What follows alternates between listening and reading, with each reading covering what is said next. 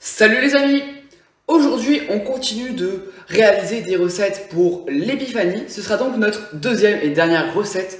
Et nous allons réaliser donc tous ensemble la traditionnelle brioche des rois. Je suppose que vous êtes tous déjà demandé comment les boulangers arrivaient à faire d'aussi magnifiques couronnes bien moelleuses avec plein de sucre. Bref, vraiment du délice, du bonheur en bouche. Alors aujourd'hui, c'est ce que nous allons recréer. Vous allez voir, les temps de pousse sont hyper importants.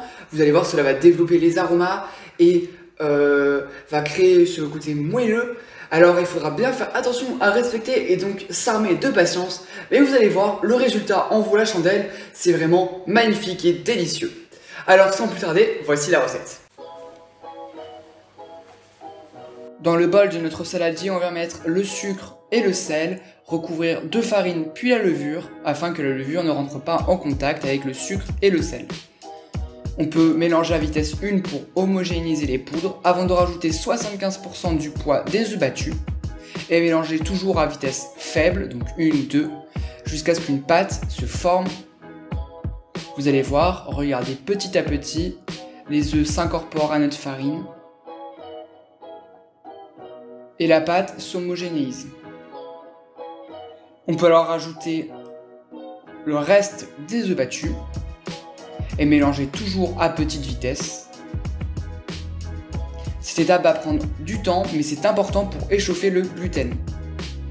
Une fois que notre pâte est bien homogène et bien lisse, on peut rajouter le beurre légèrement pommade et passer en vitesse moyenne, donc 3 ou 4, et mélanger jusqu'à avoir une pâte homogène et bien élastique.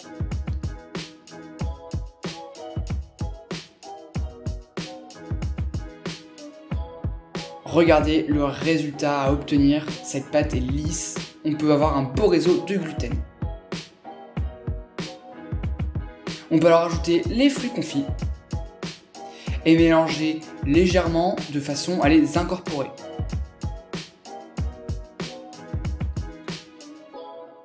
On place cette pâte dans un saladier propre et on la laisse lever 1h30 dans un four préchauffé à 35 degrés. Elle va doubler de volume, vous allez pouvoir la dégazer avant de la mettre à nouveau à lever durant toute une nuit au réfrigérateur. Là, elle lèvera presque pas et elle sera assez solide et difficile à travailler, ne vous inquiétez pas.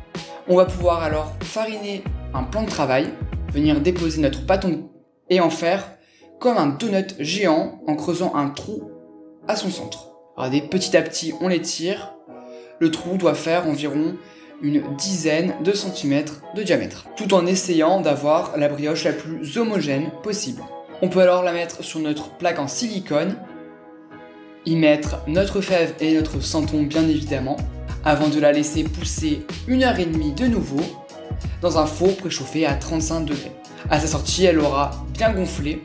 On pourra alors la badigeonner de notre dorure. Les ingrédients seront dans la description de la vidéo. Et on peut alors enfourner durant 20 minutes à 180 degrés. À sa sortie, la brioche sera bien dorée.